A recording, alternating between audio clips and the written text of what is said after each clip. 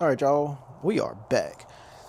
This is more of a update video than anything else. So as many of y'all may or may not know, about 100,000 miles ago, I switched out my transmission fluid. I did a drain and fill and filter, and I did not put the Mazda branded Type Z, Type F, whatever transmission fluid in my transmission. I used GM or AC Delco. I used AC Delco Dexron, what is that, 6 or whatever. That's what I used. And what I did is that I used the Lubeguard Platinum, and per Lubeguard's website, you use 1 ounce of Lubeguard Platinum to 1 quart of AC Delco Dexron automatic transmission fluid. Oh, and people had a fit. Oh, you need to use Monster fluid. You go blah. It's been 100,000 miles. Transmission works flawlessly. So the only reason why I'm doing a drain and fill is because it's been 100,000 miles. And also I've had like a bad axle seal. I got a aftermarket axle and just had a whole big mess. So now I've got used OEM axles back in on both sides, and I'm just going to do a drain and fill, number one, to see how the fluid looks after 100,000 miles, because the OEM fluid at 167,000 was like black. It didn't smell burnt, but it was black. So I wanted to change it. I was scared that the transmission was going to start slipping, but it actually shifted way better, especially after the transmission relearn. So I'm going to drain this fluid out. Probably add, I might just drain, I think I drained out 6 quarts last time. I'm probably just going to drain out 4 quarts and then add 4 quarts, and then in like another 30,000 miles I may drain 4 quarts and add 4 more quarts, and then that should get pretty much all of the transmission fluid out.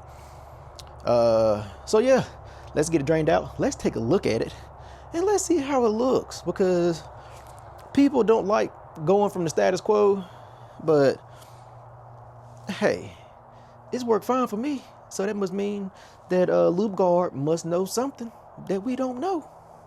Oh, and by the way, if you are doing it, the bolt for the transmission, it is it's a 5/16 is what it is.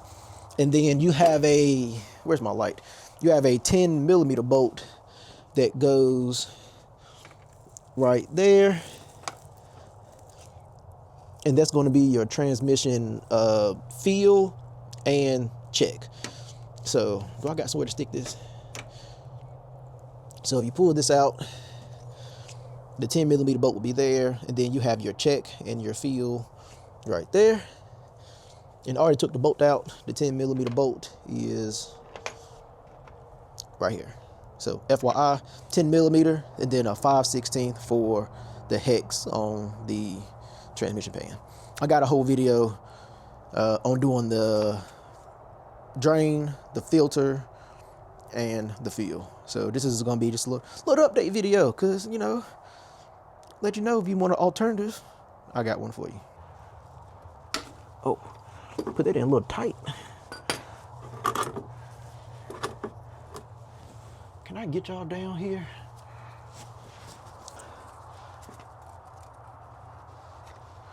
Let me see if I can find something for y'all to sit on.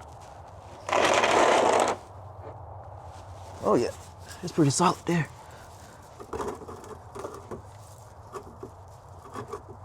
I'm gonna try not to drop this in there.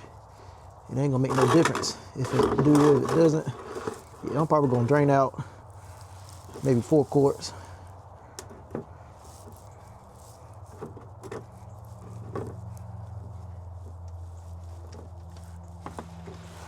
Oh, it's dark. Yeah, that's probably how it looked at 167,000. Doesn't smell burnt, so that's good. So that's 1 quart or 1.5 quarts.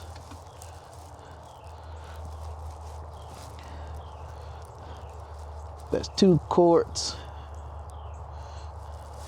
And I can see it from the side. 2 quarts.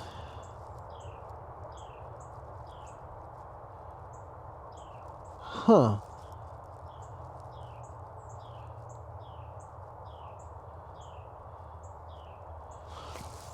All right. Did I leak that much transmission fluid out of here?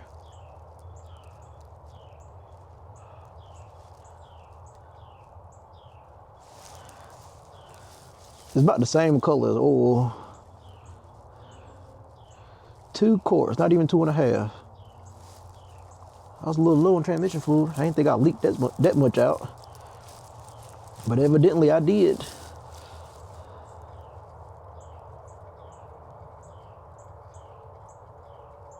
Yeah, I think I drained out like 6 the last time. So I'm going to let this dribble.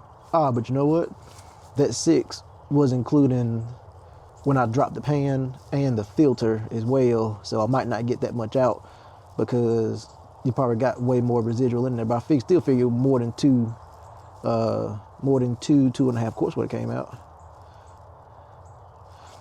So I'm going to mix up 3 quarts, or how much I got in this bottle? Yeah, I'm going to mix up 3 quarts.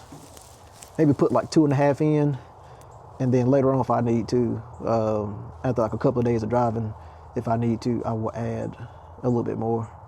I might put like 2.5 in. All right, so I'll be back when I'm filling her up. I don't want to get my camera dirty. Like I said, it doesn't look bad, but it doesn't look great either. But that's why you do transmission fluid changes. All right, so y'all can see a little bit better. Like I said, it looks like motor oil. Looks like motor oil. Not that clean, but it doesn't smell burnt. Nope. So get this oil out, get some new in, and we're gonna call it good. All right, so here we go. We have roughly about 2.5 quarts. I'm just gonna pour all 2.5 in, and we're just gonna go from there. So for this, I need 2.5 ounces of fluid, and I have this measuring cup that I use to measure out my my 2-stroke oil, and this will work the same way for the purpose. So you have a column right here that says fluid ounces, and it has the numbers. So I'm going to go ahead and put about 3 in there. So that's going to put me right in between the 2 and the 4, and then pour it in here, shake it up, and pour it in transmission. So very simple, but it has fluid ounces, cc's, pints, and then it has a mix ratio for, like, if you're doing 1 gallon, it tells you where you need to fill it up. So let's say if you're doing 1 gallon and you want 28-1, then you will put your oil up. You'll put your 2-stroke mix up to the 28-1, and then you pour it in the gallon, and then you have 28-1 mix. Very easy, very simple. Got it off Amazon. I'll leave a link in the description. So if you have anything 2-stroke, whether it's a 4-wheeler, weed eater, anything like that, this will work. Or if you're doing stuff like this, you don't have to calculate it. You can pour it in and you can go. So I'm gonna put 3 ounces of Lubeguard into this 2.5 quarts, and we should be good to go.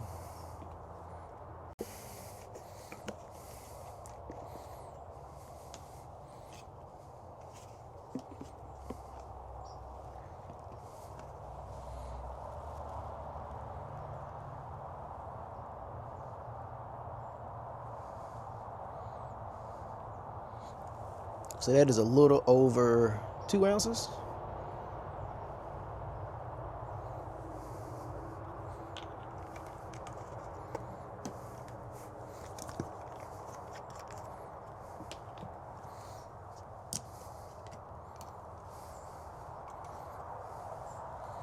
And this stuff stinks. And that's about 3 right there. And then that stuff stinks. Oh my goodness. And then we're gonna take that and pour it right in to our automatic transmission fluid. And this is the automatic transmission fluid that is recommended by Lubeguard to use for their mixture to meet OEM manufacturers specifications. So I will put their chart in the description, because some people, they just, you know, don't take my word for it. I will show you the manufacturer spec, and clearly it has worked fine for 100,000 miles in my car.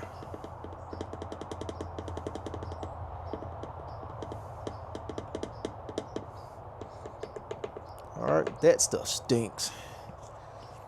So put the cap on, shake it up.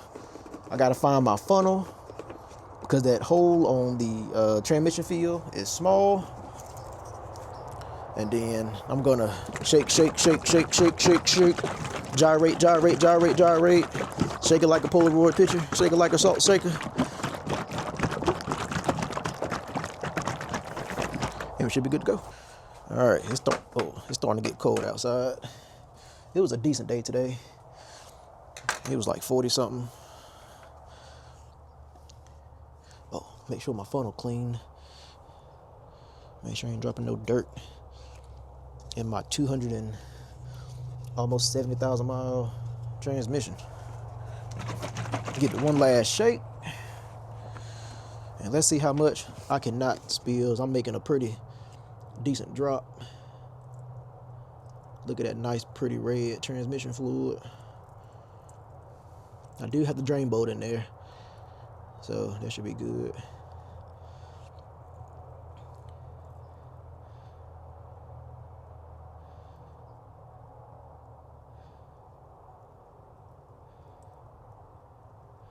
I don't hear anything dripping on the floor.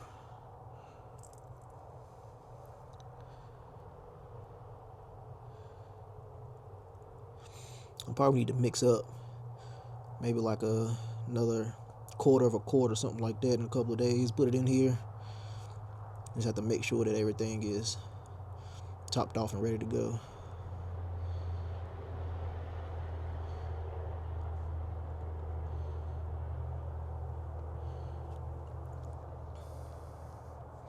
The perfect pour.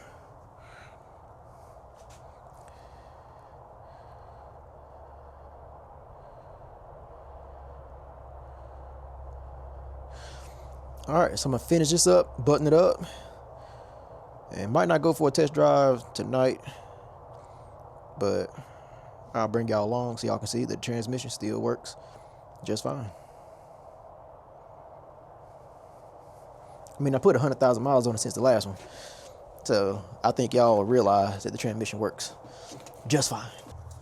Well, I thought that I was good to go, but I was starting the car, letting it warm up, you know, make sure everything is jiving, you know, like it's supposed to.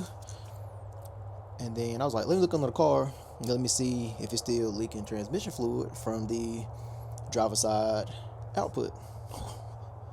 If I'm making this video, guess what happened? Take a wild guess. Take a wild guess what happened. It is still leaking transmission fluid.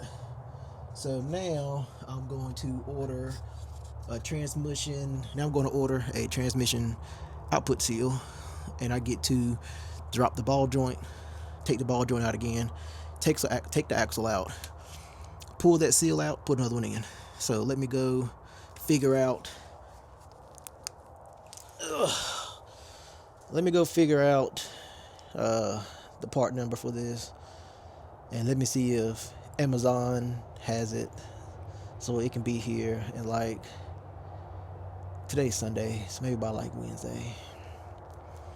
And hopefully after that, this will be it, and I can drive my car for another 100,000 miles with no issues. So yeah, y'all getting a lot of Mazda content now. I feel like I haven't done that much because the car hasn't given me any issues But then a lot of these issues are self-inflicted. It's no issue. It wasn't the car that killed the wheel bearings. It was me. It wasn't the car that killed this axle seal. It was me fighting with that stupid GSP axle. I'll be back once I have the axle seal.